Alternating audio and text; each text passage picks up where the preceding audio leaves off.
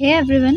आज की वीडियो में जो टॉपिक हम डिस्कस करने वाले हैं वो है चरक उक्त विष चिकित्सा उपक्रम या फिर चतुर्विंशति उपक्रम ऑफ चरक। ये आप कह सकते हैं अगर तंत्र का मोस्ट प्रोबेबल लॉन्ग क्वेश्चन है। ठीक है, 10 मार्क्स पे इस पे क्वेश्चन आ जाता है, या तो फिर कोई 2-4 उपक्रम के नाम दे के 5 मार्क्स में भी पूछ लेते हैं, लेकिन ये बहुत इंपॉर्टेंट है एग्ज़ाम पॉइंट ऑफ व्यू से। आपको चरकोक्त विष चिकित्सा उपक्रम के नाम से भी आ सकता है, चतुर्विंशति उपक्रम के नाम से भी आ सकता है, ठीक है, या फिर सिंपली विष चिकित्सा आयुर्वेद मत अनुसार या चरक मत अनुसार भी पूछें तो आपको यही लिखना होता है। ठीक है, तो सबसे पहले कि हमें इन 24 के नाम कैसे याद करना है। ठीक है, क्योंकि ये चतुर्विंशति का क्या मतलब हुआ कि 24 ऐसे उपक्रम हैं जो आचार्य चरक ने बताए हैं। ठीक है, जो हम 1 बाय 1 मतलब सीक्वेंशली इनका यूज़ करते हैं विष की चिकित्सा के लिए। ठीक है, तो चरक संहिता में आचार्य चरक ने विष चिकित्सा की 24 प्रकार की विधियां बताई हैं। ठीक है, तो अगर आपकी श्लोक याद कर पाएँ तो बहुत ही अच्छा है, क्योंकि 24 के नाम सीक्वेंस में याद करना बिना श्लोक के बहुत हार्ड हो जाएगा। ठीक है, अगर आप ये यहाँ तक आप श्लोक याद कर लेते हैं चतुर्विरदिका तक तो आपको ईजिली ये नाम याद हो जाएंगे। ठीक है, तो स्टार्ट करते हैं।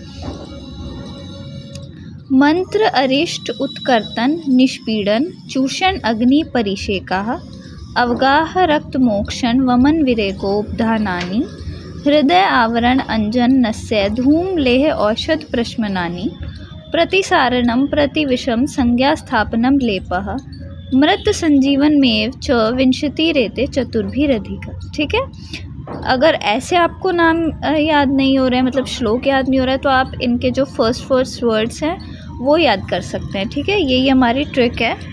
ठीक है, तो ट्रिक हमारी कैसे बनेगी, सबसे पहले आएगा मॉन कैप में मतलब एम से मंत्र। ठीक है, इससे आपको इनका सीक्वेंस याद रहेगा। ए से अरिष्ट, यू से उत्कर्तन, एन से आ जाएगा निष्पीड़न, कैप में सी से आएगा चूषण, ए से आएगा अग्नि, पी से आएगा परिषेक। ठीक है, फिर A R V V U. ठीक है, ए से अवगाह, आर से रक्त मोक्षण, वी से वमन विरेचन और यू से उपधान। ठीक है, फिर आपको याद रखना है हैंड लैप में एच से आ जाएगा हृदय, ए से आ जाएगा हैंड लैप में एच से आ जाएगा हृदय आवरण, ए से आ जाएगा अंजन, एन से आ जाएगा नस्य, डी से आ जाएगा धूम, एल से आ जाएगा लेह, ए से आ जाएगा औषध और पी से आ जाएगा प्रश्मनानी।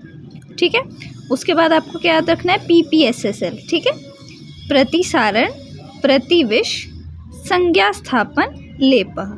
ठीक है, और फिर लास्ट में हमारा आ जाता है मृत संजीवन। ठीक है, तो ऐसे करके भी आप अपने 24 जो नाम है वो याद कर सकते हैं, या फिर श्लोक याद कर लेते हैं तो और भी अच्छा है। ठीक है, अब हम देखते हैं कि इनका मतलब क्या होता है, ये जो 24 उपक्रम है। ठीक है, और इनके नाम देखेंगे हम। तो मंत्र मतलब चैंटिंग। ठीक है, जो मंत्र पढ़ते हैं, है ना। फिर है अरिष्ट बंधन मतलब एप्लीकेशन ऑफ लाइगेचर। आपने कॉमनली देखा होगा किसी का ब्लड सैंपल कलेक्ट करने से पहले, ठीक है, जैसे लाइगेचर अप्लाई करते हैं, तो वो वाली बात है अरिष्ट बंधन। अभी हम इनको डिटेल में भी पढ़ेंगे, यहाँ पे सिर्फ हम इनका इंग्लिश में देख रहे हैं। ठीक है, उत्कर्तन मतलब एक्सीजन, ठीक है, चीरा लगाना। निष्पीड़न कंप्रेशन, ठीक है, आचूषण सक्शन, अग्निकर्म कॉटराइजेशन, परिषेक इरिगेशन, अवगाह बाथ, रक्त मोक्षण ब्लड लेटिंग, वमन एमेसिस, विरेचन परगेशन, उपधान मेडिकेशन ऑन इंसाइज्ड स्कैल्प, हृदय आवरण heart protection. Then we have अंजन कोलीरियम, नस्य स्नफिंग, धूम फ्यूमिगेशन, लेह पेस्ट मेडिकेशन, औषध अदर मेडिकेशंस, प्रधमन nasal insufflation of drug powder, प्रतिसारण रबिंग ऑफ मेडिकेटेड पाउडर, प्रतिविष एंटीडोट, संज्ञा स्थापन रिससिटेशन, लेप लिनिमेंट्स, मृत संजीवन revival of the apparently dead. ठीक है, अब हम देखते हैं इनको 1 बाय 1। मंत्र, तो किसी सत्यवादी ज्ञानी तपनिष्ठ ब्रह्म ऋषि के द्वारा कहे गए मंत्र शीघ्रता से विष का नाश करते हैं। ठीक है, तो मंत्र ऐसा नहीं है कोई भी पढ़ देगा तो वो विष नाश करेंगे।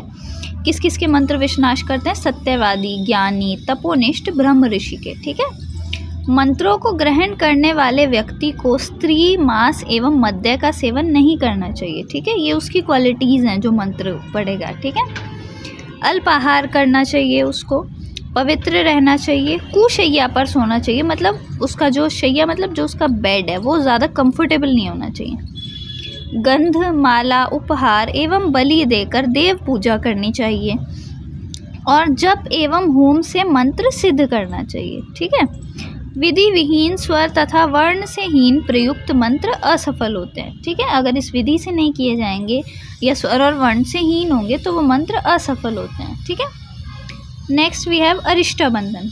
ठीक है, लाइगेचर। दंश के तत्काल बाद कपड़े की पट्टी, चमड़ा, वृक्ष आदि की छाल इत्यादि से दंश स्थान के 4 अंगुल ऊपर बंधन बांध देना चाहिए। तो दंश स्थान मतलब जहाँ पे बाइट किया है, ठीक है, स्नेक ने या किसी भी विषाक्त ने, तो उसके 4 अंगुल ऊपर हमको लाइगेचर बांधना चाहिए। कहीं कहीं 4, 8 एवं 12 अंगुल की दूरी पर 3 अरिष्टाएं बांधने का भी वर्णन मिलता है। अरिष्टा द्वारा रोका गया विष संपूर्ण शरीर में नहीं फैल पाता है ना। इसके पीछे की साइंस क्या है कि अगर हम बांध देते हैं तो वो पूरी बॉडी में नहीं फैल पाता। अरिष्टा ना तो बहुत ढीली एवं ना ही बहुत कसकर बांधनी चाहिए। ठीक है, इतनी कस के भी नहीं बांधनी चाहिए कि हमारा ब्लड फ्लो ही रुक जाए। ठीक है, देन वी हैव उत्कर्तन। उत्कर्तन का अर्थ है काटना या चीरा लगाना। ठीक है, जिस प्रकार मूल को काट देने पर वृक्ष नहीं बढ़ पाता, उसी प्रकार दंश स्थान को काट देने से विष वेग नहीं बढ़ पाता और नष्ट हो जाता है।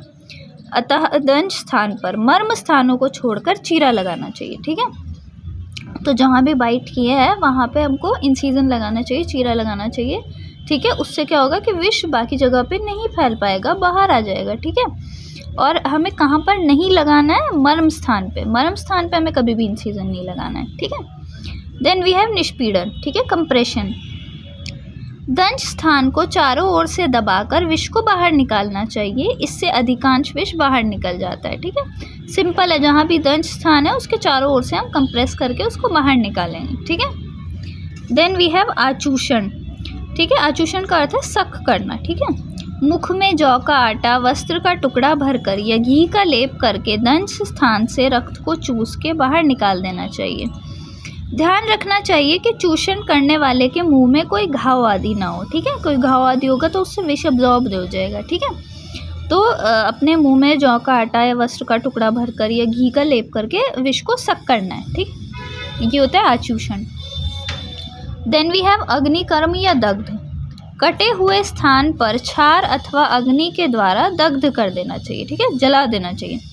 स्वर्ण अथवा लोहे की शलाका अथवा पीपल की डंठल आदि से किया गया दग्ध मांसगत विष को जला देता है, परंतु मंडली सर्प द्वारा काटे जाने पर दहन निषेध है। ठीक है, मंडली सर्प ही एक ऐसा सर्प है जिसके द्वारा काटने पर हमें अग्निकर्म नहीं करना है, बाकी सारे विषदंश में हम अग्निकर्म कर सकते हैं। ठीक है, किसी शलाका के द्वारा या पीपल की डंठल के द्वारा उसको हीट करके और दग्ध कर देना है दंश स्थान पे। ठीक है, देन वी हैव परिषेक। रोगी के संज्ञानाश को रोकने हेतु, संज्ञानाश को रोकने हेतु इन द सेंस कि उसको अनकॉन्शियस नहीं होने देना है। ठीक है, संज्ञानाश को रोकने हेतु मुंह पर ठंडे पानी की छींटे लगाने चाहिए। परिषेक से रक्त जम जाने के कारण विष का वेग शांत हो जाता है। ठीक है, तो एक तो इससे रोगी का संज्ञानाश नहीं होगा, मतलब वो अनकॉन्शियस नहीं होगा, हम उसके मुंह पर या छींटे मारते रहेंगे तो। ठीक है, देन सेकंड क्या है कि परिषेक से अगर हम ठंडे उससे परिषेक करेंगे तो रक्त जम जाएगा और विष नहीं फैल पाएगा। ठीक है, देन वी हैव अवगाहन। रोगी को शीतल जल से स्नान कराना चाहिए। ठीक है, रोगी को शीतल जल से हमें स्नान कराना है अवगाहन में। ठीक है, देन वी हैव रक्त मोक्षण। रक्तगश विष के नाश करने के लिए रक्त मोक्षण किया जाता है। रक्त मोक्षण आप जानते हैं, ब्लड लेटिंग। ठीक है, दंश स्थान के चारों ओर शिराओं का वेधन करें। ठीक है, तो जो भी हमारा दंश स्थान है उसके चारों ओर हमें सिरावेद करना है जिससे वहाँ से रक्त बाहर आ जाए। इनके लिए सिरावेद, जलौका, जलौका लीच, ठीक है, लीच थेरेपी होती है ना, तो इसके लिए सिरावेद, जलौका अथवा श्रृंगी का उपयोग होता है। ठीक है, देन वी हैव वमन। जब रोगी ने विषपान किया हो तो विष के प्रथम वेग में, ठीक है, प्रथम वेग में कराएंगे वमन, ये हमें याद रखना है। और जब रोगी ने विष पान किया हो, ठीक है, इसमें वो वाली बात नहीं है कि बाइट कर लिया किसी ने, ठीक है, तो जब पिया हो उसने विष, तो जब रोगी ने विषपान किया हो तो विष के प्रथम वेग में रोगी को मदन फल वामक द्रव्य होता है, ताम्र रज आदि से वमन कराना चाहिए, ठीक है। वमन से हृदय शुद्ध होकर विष सुखपूर्वक निकल जाता है। वमन से हृदय भी शुद्ध होता है और विष जो है वो हमारा बाहर निकल जाता है, ठीक है। देन उसके बाद है विरेचन। विरेचन हमें सेकंड वेग में कराना है, वमन हमें फर्स्ट वेग में कराना है, ठीक है। जब रोगी के उदर में दाह पीड़ा हो एवं विष का द्वितीय वेग हो तब निशोथ विरेचन उपग है, त्रिफला आदि से विरेचन कराना चाहिए। विरेचन से आंत्र में अवशोषित पित्त शीघ्र ही बाहर निकल जाता है, ठीक है। आंत्र मतलब जो इंटेस्टाइन में भी अवशोषित हो गया है वो विष भी हमारा बाहर निकल जाएगा, ठीक है। देन वी हैव उपधान। विष का विस्तार मस्तिष्क तक हो जाने पर जब रोगी मरणासन हो जाता है, मतलब विष इतना फैल गया है कि वो उसके मस्तिष्क तक, हेड तक पहुंच गया है, ब्रेन तक पहुंच गया है और रोगी मरने के करीब हो रहा है, मरणासन हो जाता है, तब रोगी के सिर पर काकपद मतलब क्रोज फीट, ठीक है, तो क्रो की फीट के आकार का चीरा लगाकर रक्त मोक्षण कराकर उसके ऊपर सातले का कल्क रख दिया जाता है। इसी को उपधान कहा जाता है।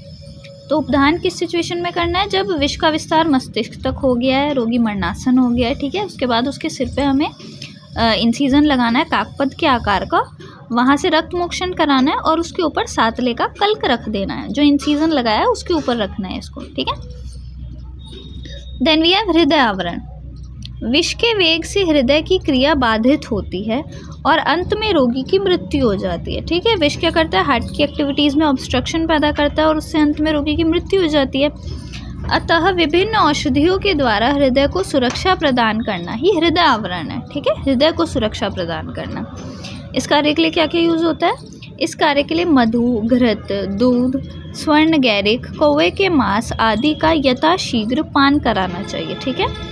तो इनका पान कराने से हमारे हृदय को सुरक्षा मिलती है, ठीक है। देन वी हैव अंजन, ठीक है।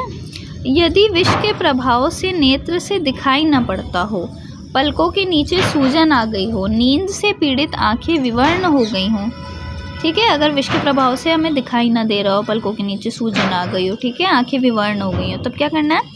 देवदारू, त्रिकटु, हल्दी, कनेर, करंज फल, नीम बीज व तुलसी की मंजरी को बकरे के मूत्र में पीसकर अंजन लगाना चाहिए। तो इन सारी चीज़ों से हमें अंजन बनाना है और उसका प्रयोग करना है, ठीक है। Then we have नस्य।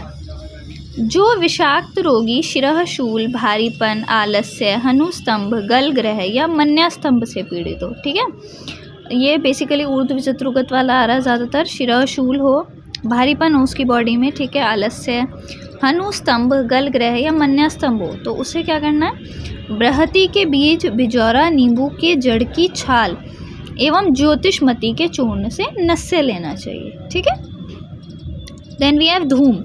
रोगी के कमरे में शिरीष पुष्प, गुगुल, लाख, खश, श्वेत अपराजिता, तेजपात आदि को घृत सहित अग्नि पर डालकर धुआं करना चाहिए, ठीक है। तो धूम देनी चाहिए जो रोगी का कमरा है उसमें, ठीक है। इस धुएं के पान करने से बंद स्रोतस खुल जाते हैं एवं विषाक्तता का नाश होता है, ठीक है। ये हो गया हमारा धूम। देन नेक्स्ट वी हैव लेह। विषाक्तता के समय यदि रोगी विविध औषधियों को निगलने की स्थिति में ना हो तो उसे चाटने योग्य द्रव्य दिए जाते हैं, ठीक है। तो मतलब जिस टाइम पे उस पर रोगी जो है हमारा, उस पर विषाक्त प्रभाव चल रहा है और वो इस स्थिति में नहीं है कि वो कोई मेडिसिन निगल पाए, ठीक है, तो उसमें उसे चाटने योग्य द्रव्य दिए जाते हैं जिनको लेह कहा जाता है, ठीक है। कई प्रकार के अगदों का सेवन भी अवलेह के रूप में किया जाता है, ठीक है। इसके क्या एग्जाम्पल है? मूषक विषारी अगद, कीट विषारी अगद आदि, ठीक है। देन वी हैव औषध। विभिन्न प्रकार की विषनाशक औषधियों का प्रयोग अगदों के रूप में किया जाता है, ठीक है। औषध में सिंपली क्या है कि विषनाशक जो औषधियाँ हैं, ठीक है, जिनका अगद के रूप में प्रयोग किया जाता है, जैसे कि अजित अगद, ऋषभ अगद, संजीवन अगद आदि, ठीक है। Then we have Pradhaman.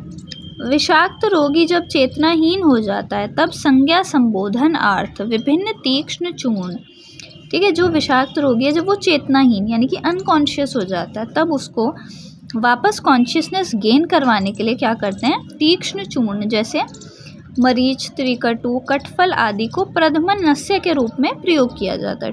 ठीक है, तो ये भी हमारा नस्य का ही एक टाइप है। देन वी हैव प्रतिसारण। प्रच्छान या सिरावेद से यदि रक्त भली प्रकार प्रवृत्त ना हो तो त्रिकटु आदि चूर्ण दूषित रक्त के स्थान पर छिड़ककर घर्षण करना चाहिए। इस कर्म से अप्रवृत्त रक्त प्रवृत्त हो जाता है। तो इसका क्या मतलब है कि अगर जहाँ पे हमने इंसिजन तो लगा दिया लेकिन फिर भी ब्लड सही से बाहर नहीं आ पा रहा है, तो वहाँ पे हमें क्या करना है, त्रिकटु आदि चूर्ण से हमें उस स्थान पर घर्षण करना है, मतलब उसको रब करना है। ठीक है, उससे क्या होगा, ब्लड फ्लो बढ़ जाएगा और ब्लड ईजिली बाहर आ जाएगा। ठीक है। देन वी हैव प्रतिविष। प्रतिविष मतलब एंटीडोट।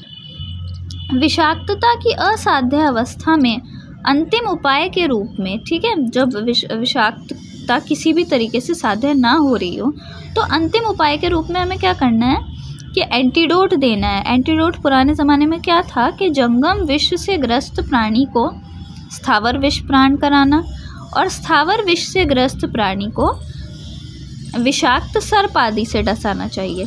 तो बेसिकली यहाँ पे क्या कह रहे हैं कि जंगम विष से जो ग्रस्त है उसको स्थावर विष का पान कराएंगे और स्थावर विष से जो ग्रस्त है उसको जंगम सर्प से या किसी से दंश करवाएंगे। ठीक है, तो जंगम विष में स्थावर विष और स्थावर विष में जंगम विष एंटीडोट की तरह काम करता है। ठीक है।